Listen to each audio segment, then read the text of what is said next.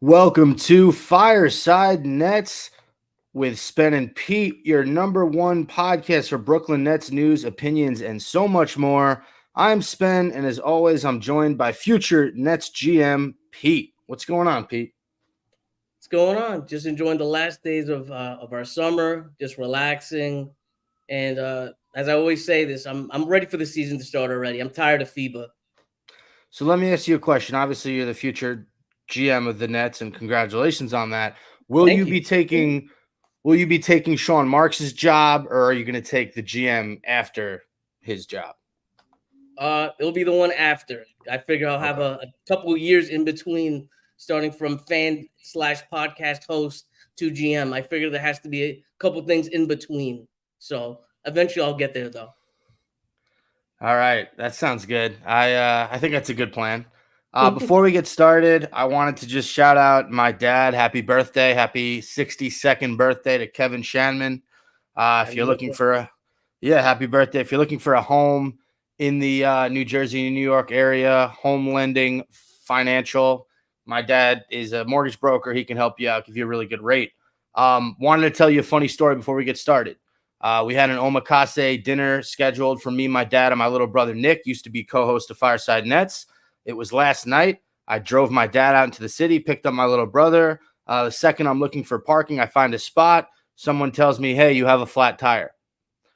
Oh, I can't fix a flat tire on my own. That's a flaw of mine. Pete should learn how to do that. But I call AAA. They say they're going to be there in 45 minutes. Long story short, I end up missing the dinner. My father and my brother have an amazing omakase experience in Lower East Side Manhattan, while I get pizza and smash burger, which was right near where my car broke down because it was 5 blocks from the restaurant, and I missed the entire birthday dinner. What do you think of that story? uh, that sounds horrible. That sounds horrible. It sounds like something that would happen to Spen. So it's kind of on par for you. But yeah, that was horrible. But you know what? You Yeah. did get a smash burger. So who really is winning? I mean, listen, I Let's got be smash honest. burger. It was delicious. I got a slice from Zazzy's, equally as good. I couldn't enjoy it as much Of course. because number one, there was no AC, I think, in either of the establishments. And number two, I was just pissed off because AAA hadn't helped me yet. I put the service request in at 7 p.m. and they did not help me until 10:15 p.m. I was home at 11:30. I'm like 30 minutes from the city. That is Anyway, ridiculous. it happens. Shit happens, Pete. And we're Nets fans. So we know better than anybody that shit happens. Pretty dead time in the offseason, but we have FIBA men's basketball going on. And I just got to say, the U.S. beat Greece today. They pretty much dominated. They're now 2-0 in league play, and they've just beaten up on teams. This U.S. Olympic men's team is very well constructed, and they're very put together. And it's funny because they don't have, Anthony Edwards is the superstar on this team, right? Jaren Jackson Jr. is close. Mikal Bridges is close. Jalen Brunson is probably right underneath Anthony Edwards in terms of superstar status. But, they're missing a lot of key players in the NBA, right? No Steph Curry, no LeBron James, no Kevin Durant, no Devin Booker. A lot of the bigger names who are American players are not on this USA team. But so they might not have the stars of today's game, but every player on this team belongs to be there. And you've really seen why for a lot of these guys. So first off, Pete, I just wanted your thoughts in terms of the general construction of this USA roster. I think you nailed it on the head, right? Like it's kind of the superstars of next year. You could say, like you said, no LeBron James, no Steph Curry. Brunson is going to be a star. Anthony Edwards is probably going to be a star. These are going to be the guys that we're kind of looking at maybe like, I don't know, like 3-4 years down the line as maybe the next Steph, as maybe the next, also, perennial all stars. So, the good job by Team USA for kind of going through the league, finding out who works well with who, and putting it all together. You got to give props to Team USA and Steve Kerr. And you got to give props to Mikal Bridges and Cam Johnson, who made this team. They accepted the challenge. And listen, they might not be lighting it up in terms of scoring and rebounding and the actual box score, but their ability to defend, their ability to hit open shots and play off the ball with some dominant ball handlers like Jalen Brunson, like Ant Edwards, like an Austin Reeves. I think they've been so vital, especially Mikal Bridges, who tends to guard the opposing country's best player. And Cam Johnson, when he's been in there, he's done some good things. They've both been extremely vital to this team's success. Would you agree? Oh yeah, absolutely, of course. Right, we have Bridges starting most of the games. I didn't see the last game, but I think he started every game. Cam Johnson had him getting as much burn, but when he plays, he's been doing it all. He's been playing defense, doing a little scoring. You can't complain, right? Like these guys are doing the job. It's kind of almost a group of glue guys that are not like sort of like all-star glue guys. Does that make sense? It does make a lot of sense. And it's funny you said that because you think of all those guys, right? From Josh Hart to Bobby Portis to Jaren Jackson. These are guys you would consider glue guys on their current rosters. Now, one guy who's openly admitted to being a little frustrated despite the fact that they're winning is Brandon Ingram, who is used to getting the ball a lot more on his team, but I don't think that he's as versatile or he's able to play off the ball like a Cam Johnson, like a Mikal Bridges. He's admitted, like, hey, it's been tough. You know, I forget what the actual quote was. I don't have it up. But basically the premise was, I'm used to having the ball in my hands. I'm used to making plays. And it's been hard for me to sort of find my role on this team in doing that, even though we're blowing teams out by like 30, 35. Yeah, and you know what? That kind of makes sense because think about it, right? He kind of is, would you say he's the elder person on the team? You would say, I'm not sure of his age. I know he's still kind of young-ish. I think he's like 28 or something like that, 20, 29. He's 25. Ingram's 25. Way, Yeah, bro. he's been in the league for a while.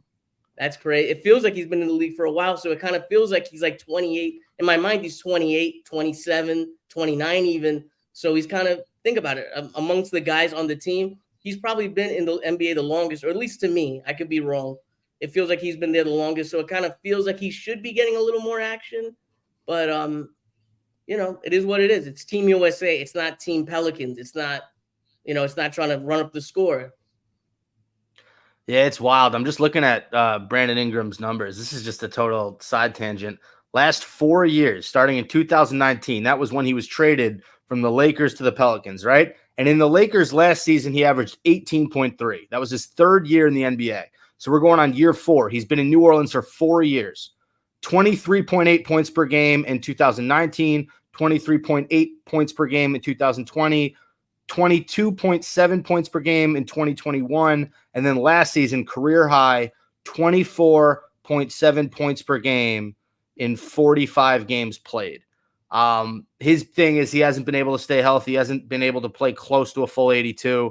But the fact that he's, 23 points per game or better in the last 4 seasons at 22 points per game or better, that's kind of shocking to me. I don't picture Brandon Ingram as like a upper echelon scorer in this league, but last year he was close to 25 a game. That's pretty damn good. I could be wrong, but then they call him like mini KD, like coming into the league or something like that. Like it's kind of funny thinking about it now, but you look at the numbers, and like I said, I'm shocked he's 25. I really am. I was totally off on that. Yeah, that's very interesting. Is Brandon Ingram a guy you would hate to see on the Nets or no? I'd love to see him on the Nets. Do you think he'd fit perfectly with this team? I think he might. I think he'd be a cool piece to have, especially because if anything, the one thing that this team and Mikal did it last year, so I'm not saying we don't have it, but a ball dominant scorer that can just score whenever he wants. We saw it in batches with Mikal, but I don't know. I'd love to see sort of a 1A to Mikal's 1B. All right, Pete. I did want to move on. Staying with the theme of Team USA, obviously team bonding is a huge thing, right? You see Mikal Bridges hanging out with his Nova teammates or his former Villanova teammates, Josh Hart, Jalen Brunson, who are current New York Knicks. You see Mikal Bridges palling around with Austin Reeves. They have a really great rapport. Anthony Edwards has been bonding with almost everybody on this team. So my question, Pete, I thought about this. Does it worry you that these Nets players are getting so chummy with guys in LA and guys in Manhattan? Do you see that as a negative or is it a positive? Because, hey, in a few years when Austin Reeves is a free agent or one of these guys in New York has to make a decision, Mikal will still be in Brooklyn and he'll be able to recruit him to the Brooklyn Nets. If I was someone like Milwaukee, we had a Mikal Bridges in Milwaukee, I would feel a little more nervous.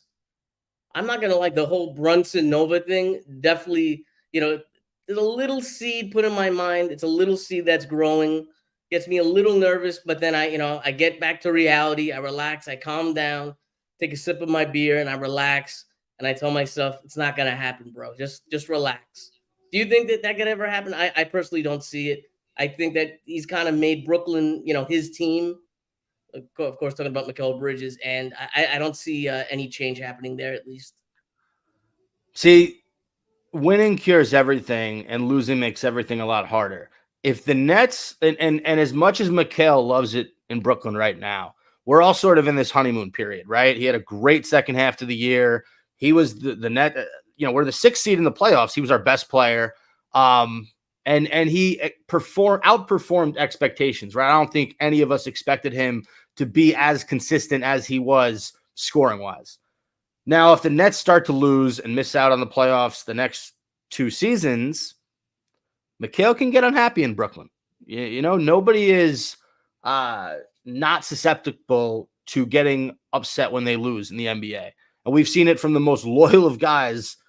Look at Dame Lillard, right? He was the absolute most loyal dude in the world, and now he wants out. So I say that just to say it's possible, but I think it's highly unlikely in this situation. I think as long as the Nets don't suck over the next 2 to 3 years, Mikal is here to stay, and he's not going to jump over the bridge to our crosstown rival.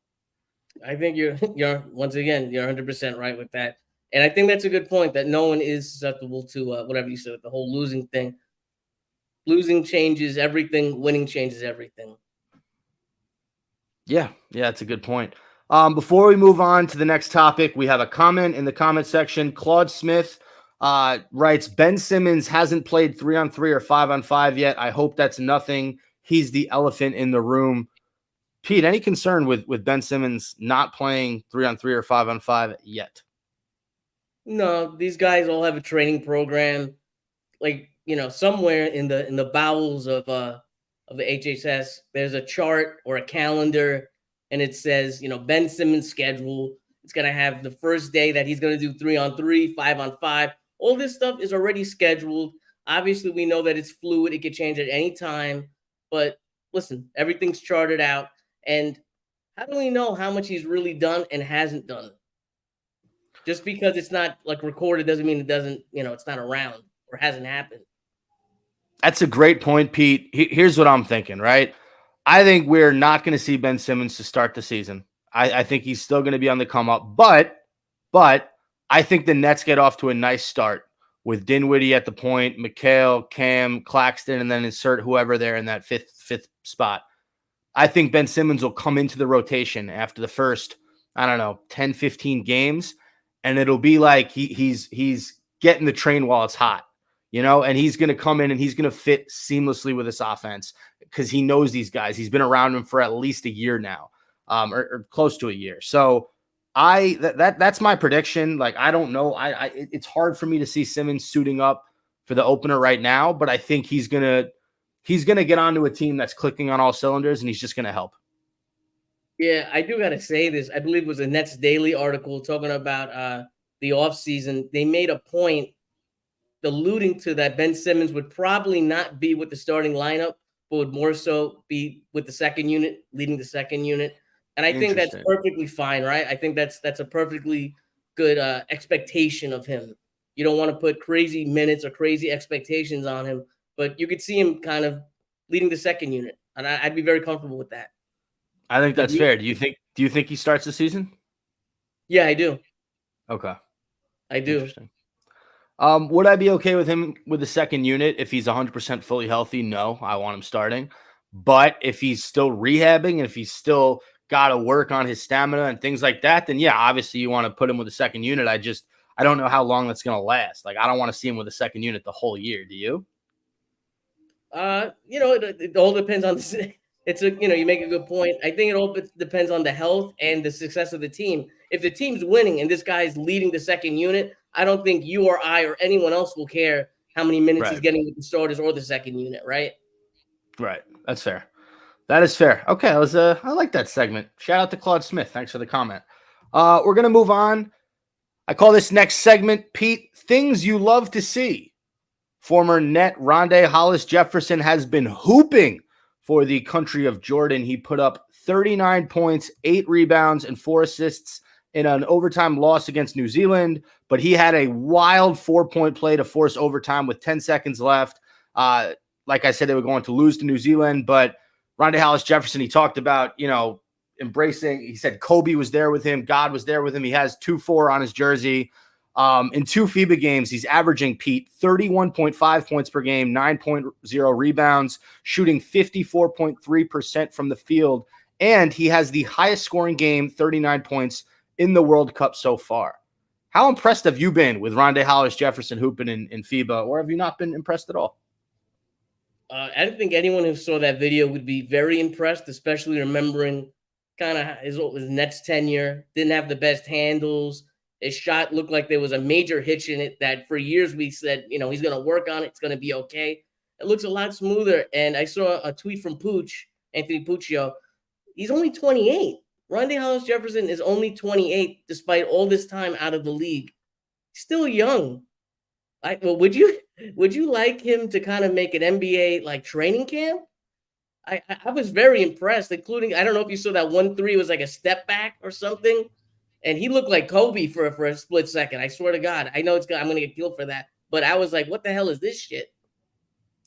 I don't know what it is about FIBA World Cup play. Some of these guys are able to elevate their game. It's that extra motivation that you're doing it for your country, right? I don't know if these performances, look, I love Rodney Hollis Jefferson. He was the ultimate energy guy with the Brooklyn Nets. We all remember, I think it was the comeback against the Sacramento Kings, right? That layup, that layup. I wouldn't hate to see him back on the Nets, but at the same time, he can't shoot the three. He's a wing who is very limited in his scoring ability. I don't see him going off like that against NBA defenses consistently. So, yeah, good story. Nice to see a former net putting on for his country. But if he joined the Nets, he'd be like our 10th or 11th best guy, I think. Keep in mind, I said NBA training camp, not on the Nets. I don't think he'd make the Nets. But I wouldn't be mad to see him in the G League or look on the Long Island Nets. Give him a look at 28. That's still young. That's still young, man. You know who his final FIBA World Cup game will be against? USA. The United States of America. Will have a chance to do it against current Nets, Mikal Bridges and Cam Johnson. If he goes off on Mikal Bridges, how would you feel about that? That'll be a tough pill to swallow. And it'd be funny if he turned to Sean Marks or turned to a camera and was just like, Sean Marks, you need me. You need me on this squad. That would be hilarious. I'd like that. I think that'd be pretty ballsy on RHJ's part. All right, Pete, this next segment I call Put On Your GM Goggles. So Pete has claimed that one day he will be the current GM of the Brooklyn Nets in the future. We're talking about future Pete here, future Brooklyn Nets. It's going to happen. We just don't know when. Giannis Antetokounmpo put it out there that he may not re-sign with Milwaukee after this season.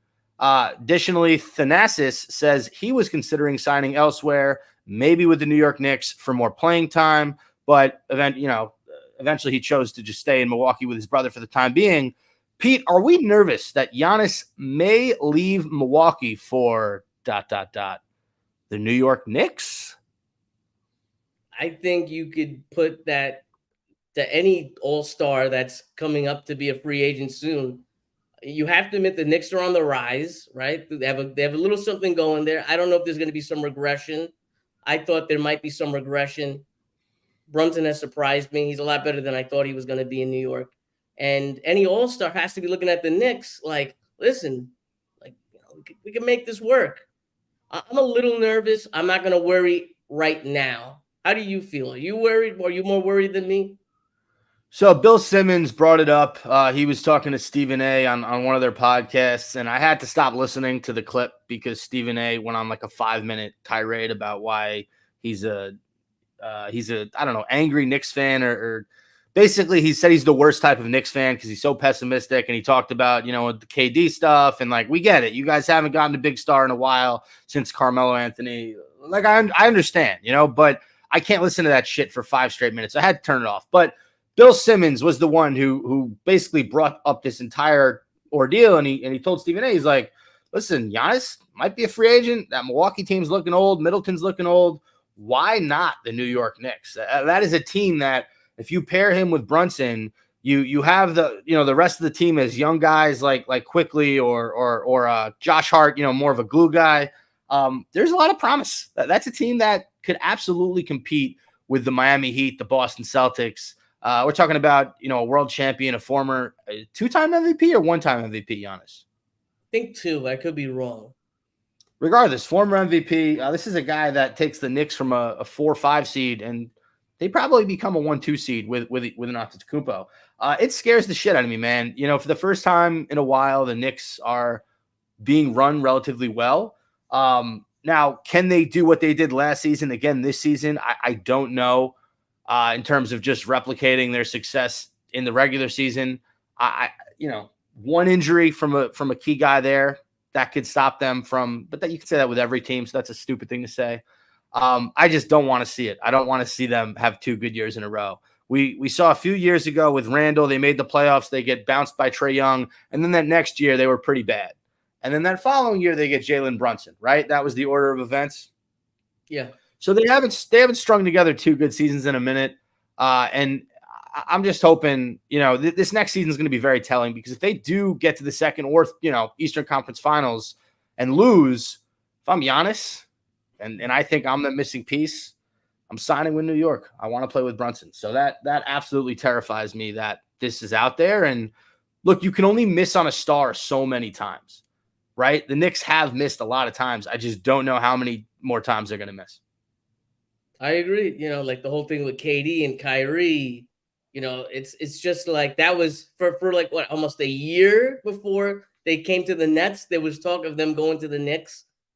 You're right. It's just so many times that we could just hope that they're going to fuck up. At some point, it's got to hit. And like you said, this is the best they're run probably, I don't know, maybe 20 years. Would you say the last time they were run this well was maybe like the 90s? Or, yeah, pretty much like the 90s. I'm thinking like Pat Riley Knicks. Am I wrong to say that? In terms of consistency, yeah, because those Melo years, I mean, they had the one year where they had Jay Kidd and Melo and Stoudemire, and that team was the team if they were going to make any noise. But the Miami Heat were still around at that point, so the Knicks really had no shot. In terms of consistently making the playoffs, being a top 4, top 5 team in the East, yeah, it has been since, the mid-90s, since the Knicks had this sort of reputation around the league. Yeah, you think about it, they had Phil Jackson coming in around the time of Melo. That was sort of like a miss. You thought that was going to be like the big hire. That was kind of a miss. They had the team, but then getting Melo to the Knicks kind of took apart that team. There was just, little things here and there. And like you said, I think you're right. Maybe I should be more nervous. But as of right now, I feel calm. I feel collected. There has to be another, another domino or 2 has to fall before I start like passing out from this. I feel like we switched places. Like, you are always usually the pessimistic one. I'm the one who keeps his head up and has a positive outlook. I feel like we did a Freaky Friday. You're in my body. I'm in your body. Sounded yeah. weird. But you get what I'm saying. Yeah. Like, I'm Pete, right? Like, really, I'm Pete. You're Spen. I'm Spen Harris. Damn, you must have a sick jumper. All right, we're gonna move on. I wanted to shout out Claude Smith again. He reached out with another question. Do we think the Dame to Miami trade will happen and the Nets become a third partner, give up Dinwiddie and acquire Tyler Hero? I'm going to keep this answer short. I don't think the Nets have anything to do with the Dame Lillard trade at this point. I agree. I think you got to keep in mind, Claude, that this season is going to be a season of evaluation of who's on the team right now and getting under that tax apron. They want to, obviously the Nets want to reset. Josiah doesn't want to pay, the type of money that he's been paying. Understandably so. This is not a world championship team anymore. So I would hold everything for a superstar until maybe next season next offseason, maybe. The Nets are not a Tyler Hero away from being a top 3 team in the East. They're just not. No, it would be great for us if he came, give us a lot to talk about. Right, But right. I don't think it's gonna happen. All right, I got to talk about this. This segment's called "What Do We Think." So Noah Lyles, an American professional track and field sprinter who competes in the 100-meter and 200-meter races, recently said the following about NBA players. You know, the thing that hurts me the most is that I have to watch the NBA finals and they have world champion on their head. World champion of what? The United States? Don't get me wrong. I love the US at times, but that ain't the world. That is not the world. We are the world. We have almost every country out here fighting, thriving, putting on their flag to show they are represented. There ain't no flags in the NBA. So, Pete, before I get to every NBA player's reaction, I just wanted to know your thoughts when Lyles came out and said this. So you look at it, interesting quote, you could say, right? You know what? He's kind of right that this isn't the world. It is just America. But then you have to remind him, listen to this. This is the #1 basketball league in the world. So if you win an NBA championship, you are the best basketball team in the world, essentially. And I think that's kind of the disconnect there. Are you or what'd you say? Are you kind of what my thinking with that? I thought you were going to go in a different direction with it. And I am with your thinking, but for a different reason. So if he says this, like in the middle of the NBA season or at the end of the NBA season, or when there's not FIBA World Play going on, then sure, we can have a debate. But right now, the USA team has kind of a B team out there. Let's be real. If we were going to round up the best American players in the NBA, maybe 3 to 4 guys on this roster maybe have a shot. Probably Ant Edwards has a shot. Mikal has a shot. Jalen has a shot. And Halliburton has a shot. Outside of those, and Jaren Jackson, outside of those 4 or 5 guys, I don't like, if we're putting the best USA team, I'm talking dream team, what was the Redeem team? Was that 2012? Something like that, yeah. Right. So my point is this. USA with our B team has dominated everyone we've played. So your whole point with like, oh, this is their world champions, but like they're not. It's like, well, yeah, we have our B and C teams going to FIBA World Play and kicking everybody's ass. I think that proves that America is the best country in the world in terms of basketball. I would agree. I don't know. That's kind of it's yeah. So by that measure, the best player on the best team in the best league in the world, those guys should be able to call themselves world champions. Not only that, let's forget the whole America thing. If you took a EuroLeague teams, right, and you faced them against NBA teams, let's be honest, they're probably getting smacked. The EuroLeague team is probably getting smacked. If you take the Golden State Warriors and put them up against what I would say 99.9% of the EuroLeague teams, they're probably getting smacked 99% of the time. Am I wrong with that? You're close. You're absolutely, you're not far off. I think that's a pretty strong opinion. And I also think, like, even if you took a Luka and put him on a team, put him on a club team in Slovenia or in even Europe, is Luka and the rest of the players, does that gap make up for the team that he'd have to face in the US? I don't think so. I agree. All right, Pete. A few more seconds before we end this show.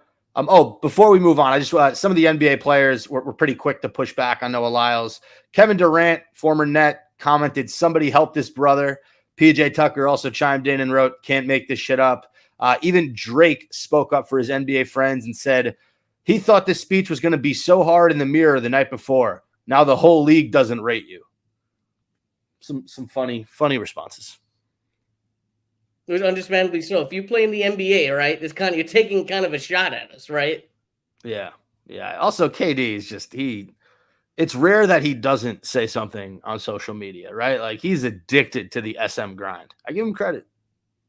Listen, he's entertaining. I don't care for his tweets anymore, but it is entertaining to some people. To some people, his bullshit is slightly entertaining, Pete. I think you're right. The fucking garbage he puts out on social media, some people like it.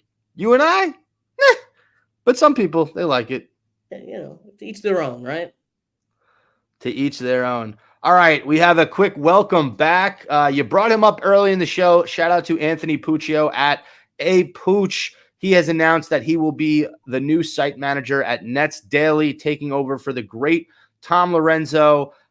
Pete has never been on Fireside Nets, but we've been in contact. We've always had an open door policy for Pooch, and he'll absolutely, or he said in the past he'd love to come on. So we'll try to get that worked out over the next few months. But shout out to Pete. Congrats on his new gig at Nets Daily. I believe that he is returning, right, Pete? Yeah. He got his, I'm not an Anthony Puccio historian, but as someone who was on the Nets Daily back in the day, he was always hustling, going to games. Guy lives on Long Island, he worked the day job, then would go to the games after work, making that trip back and forth, writing up articles for Nets Daily. You got to respect the grind, and congratulations to him, and welcome back. It's kind of been a missing part of the Nets community since he's been gone. Yeah, I'm glad you brought that up. I did him a disservice. He is an OG of Nets Twitter. I mean, before Fireside, before only Nets fans, before every other Nets account on Twitter, it was Pooch was the guy, right? He was the Nets guy. Everyone in Brooklyn loved him for all the reasons Pete mentioned. He worked his ass off. And he was really good on the beat. So shout out to Pooch. Welcome back to Nets World, Nets Twitter. Like I said, we'd love to have you on the show. All right, Pete, final segment. I need you to open up the Fireside Nets Twitter and go to the, let's see, I'm going to find the tweet. I got it. You got it.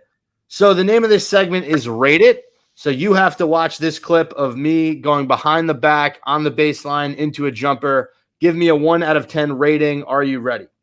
Okay. I'm going to press and play right now. Ooh. Ben, that was wet. What's the rating?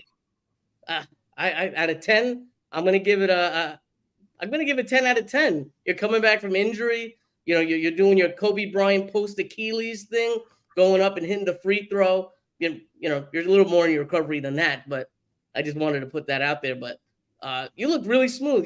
I'm not gonna lie, you surprised me, and I'm not just saying that because you're the co-host of this show that I happen to be on. No, I appreciate that. I was out for a month with an ankle injury, back on the court as of last 4 or 5 days, trying to get my bag back together. Posted a little highlight. Look, I give that a 7 out of 10. I think I can get a little bit more tight with it. My problem is I'm not always as close to the ground as I should be, right? So my dribble's a little high. Defenders can take it away from me. That's something I really want to work on this offseason, is my handle and just get my game back and start running 3s, 4s, 5s. I'm on that Ben Simmons path to recovery, but I shoot a lot of 3s. I know that's not really his game. Anyway, Pete, that just about does it for this week's episode of Fireside Nets. Before we end the show, is there anything, anybody, any place you want to shout out on this fine August Monday? I'm going to be recording probably an episode of Net Fans in the next 2 days. Check that out later in the week. It's going to be a very special edition. I got a nice guest from Nets Twitter Spaces that you guys are going to be interested in hearing us debate about a certain topic. So I'm just going to throw that out there, leave a little breadcrumbs, and check out at NetFans on Twitter. Check out YouTube at NetFans We're going to be posting stuff up ASAP, and I'm good. All right, there you have it from Pete. And by the way, feel free to send us guests that you would like to see on the show. Me and Pete have a pretty open book policy in terms of anyone who wants to come on. They just have to let us know, and they have to have some type of connection or link to the Brooklyn Nets or the NBA world in general, or even the basketball world. We allow whoever on. So yeah, shoot us a message. Let us know. Thank you again to everyone who tuned into this week's edition of Fireside Nets, episode 163. And we will catch you guys next week.